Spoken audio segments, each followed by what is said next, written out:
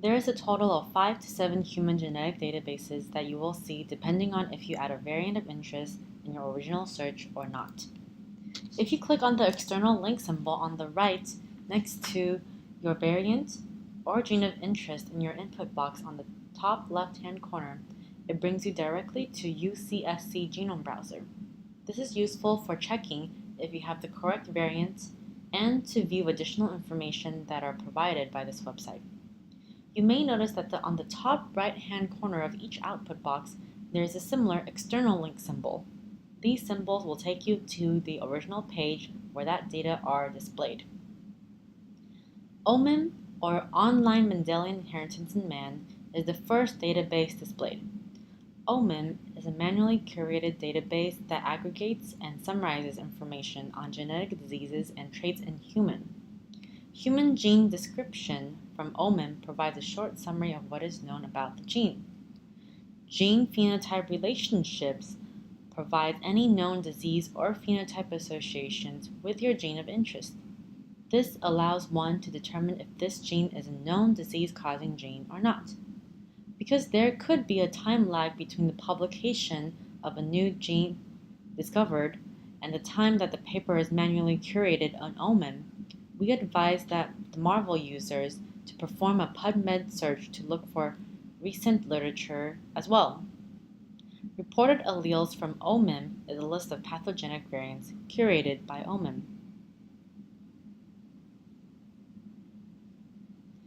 EXACT and NOMAD are large population genetic databases of whole exome and genome sequences of people who are selected to exclude severe. EXACT and NOMAD are large population genetic databases of whole exome and genome sequences of people who are selected to exclude severe pediatric diseases. NOMAD is an updated and expanded version of EXACT, but only EXACT provides overall statistics that we can use for gene prioritization. I'll talk a little bit more about this later.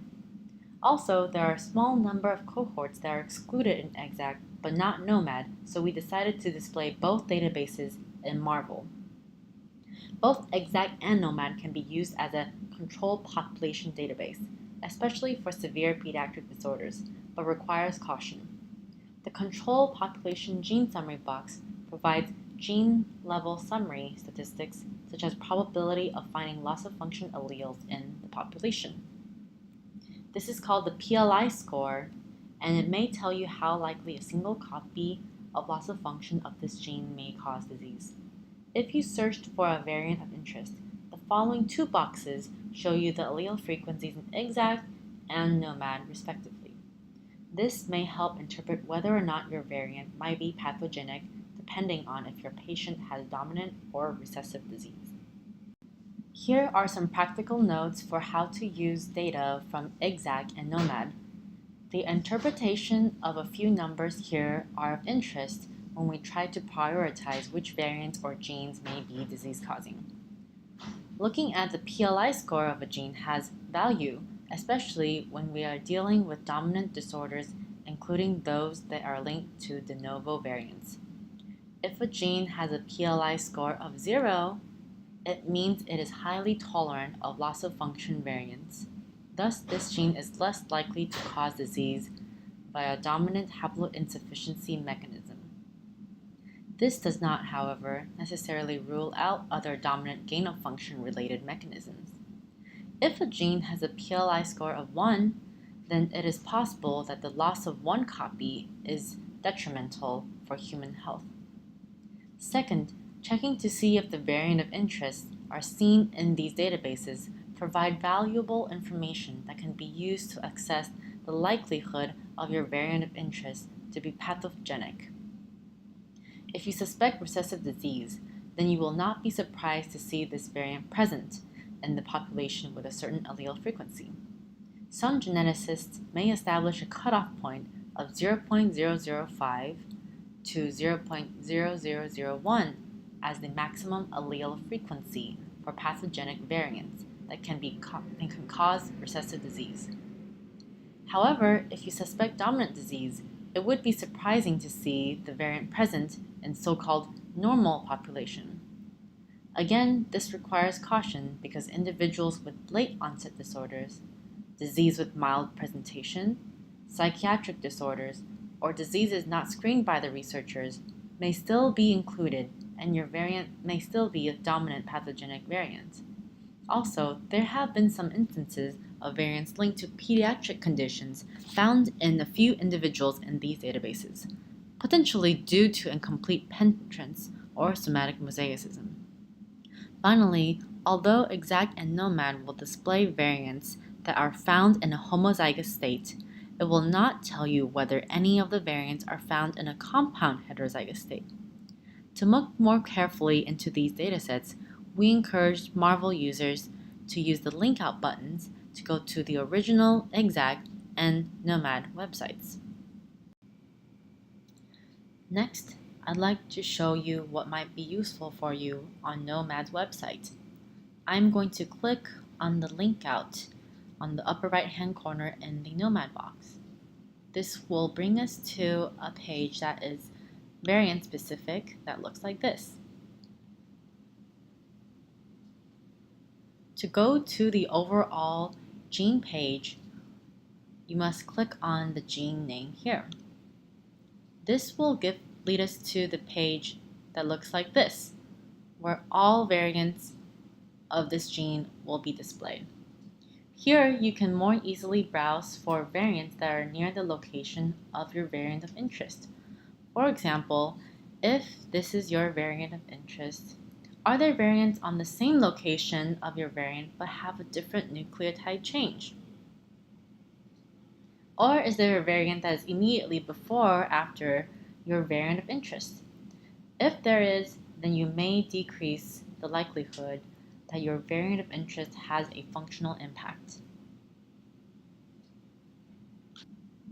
Next, Geno2MP is a collection of samples from the University of Washington Center for Mendelian Genetics. It contains about 8,000 exomes of affected individuals and unaffected relatives with some phenotypic descriptions.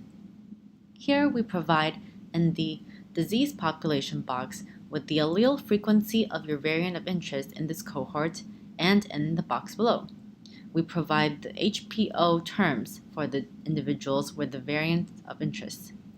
This is one of many ways to look for patients that are similar to yours.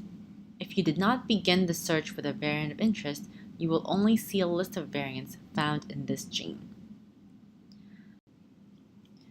If you suspect your gene of interest to be associated with your patient's disease, you may want to dig deeper and visit the Geno2MP website itself. We suggest that you click the link out button to reach Geno2MP here. The page you'll arrive at is going to be a variant-specific page that looks like this. You may have to search for your gene of interest to go to the page that has all of the variants present in your gene. Here, you can filter for mutations that are similar to those of your patient, for example, missense or stop gain, and review the list of variants. We specifically pay attention to variants with high CAD scores and click into the HPO profiles. For example, CAD scores that are higher than 20 are within the top 1% of all variants predicted to be deleterious, and scores that are higher than 10 are within the top 10%. HPO stands for Human Phenotype Ontology, which provides standardized description of human phenotypes. Here, you can check if the individual is a relative or an infected individual and see if the phenotypes are relevant to your patient or not.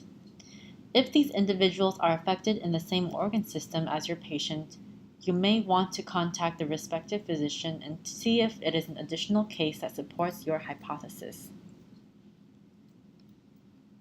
The Geno2MP provides email that you can use to attempt to contact the physician that submitted these cases. ClinVar is a database where researchers and clinicians submit variants with or without determination of pathogenicity.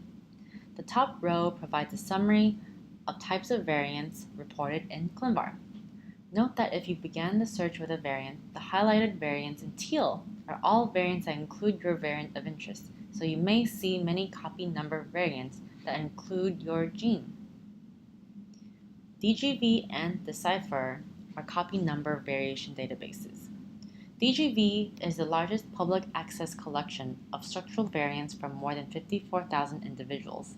The database includes samples of reportedly healthy individuals at the time of ascertainment from up to 72 different studies. Similarly, Decipher, here we are displaying common variants from the control population.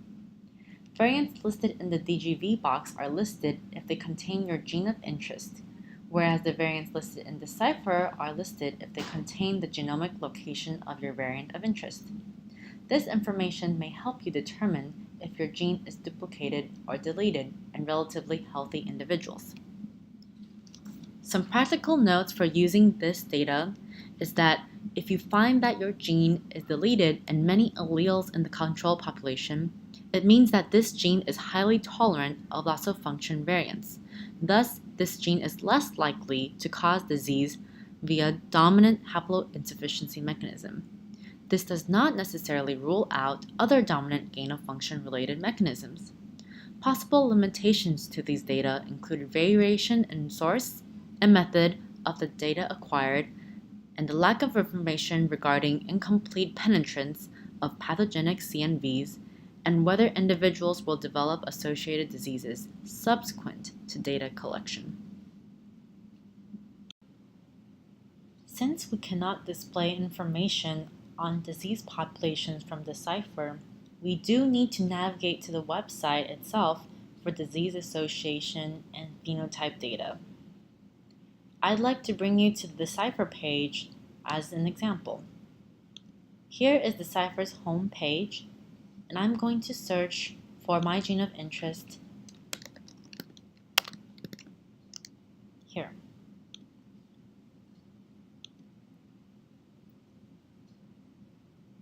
As you can see, this page lists a number of variants as well as phenotypes associated with the variant. This information is only available through their website and cannot be accessed through MARRVEL. For example, let's click into one patient. Here, there is a lot more information on the genotype of the patient. Furthermore, there's also phenotypic data